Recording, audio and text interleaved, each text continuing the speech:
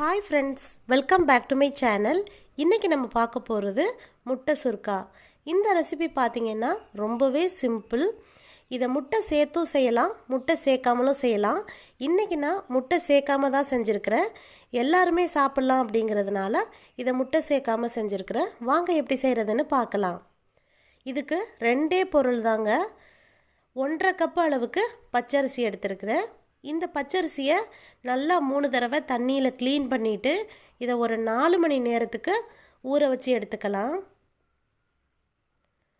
இப்போ பாருங்கள், 4 மணி நேரம் நல்லா ஊறிடுச்சு.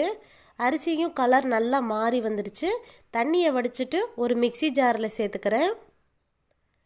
மிக்ஸி ஜாரில் சேர்த்துட்டு 1/2 கப்பு அளவுக்கு வடித்த சாதம் எடுத்துருக்கிறேன். சாதம் நல்லா வெள்ளையாக இருக்க மாதிரி பார்த்துக்கோங்க. தண்ணி அரிசியும் சாதத்துக்கும் கீழே இருக்கிற மாதிரி பார்த்துக்கோங்க.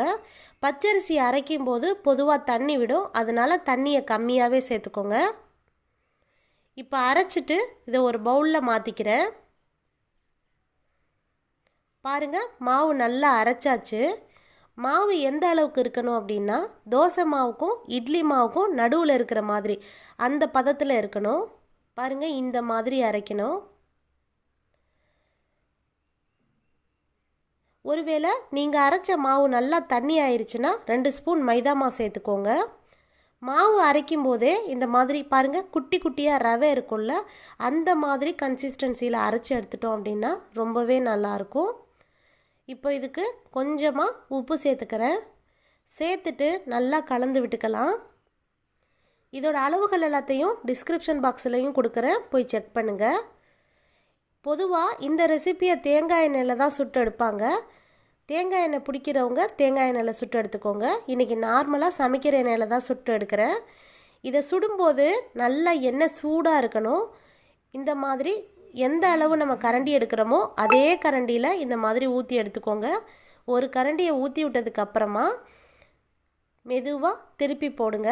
அதுவாக மேலே எழும்பி ரொம்ப ஈஸியாக வந்துடும். அவ்வளோதான். ரொம்பவும் நம்ம எண்ணெயில் விட்டுறக்கூடாது. அந்த வெள்ளையாக இருக்கும்போதே இதை எடுத்துடணும். இதை முட்டை சேர்த்தும் செய்யலாம், ரொம்பவே நல்லாயிருக்கும். பிடிச்சவங்க அப்படியே இதை அரைக்கும்போது ஒரு முட்டையை இந்த மிக்ஸி ஜாரில் சேர்த்து அப்படியே அரைச்சி எடுத்துக்கலாம். அவ்வளோதான். இந்த பாருங்கள், எவ்வளோ சூப்பராக ரெடி ஆயிடுச்சுன்னு. எண்ணெயை வடிச்சிட்டு எடுத்துக்கலாம்.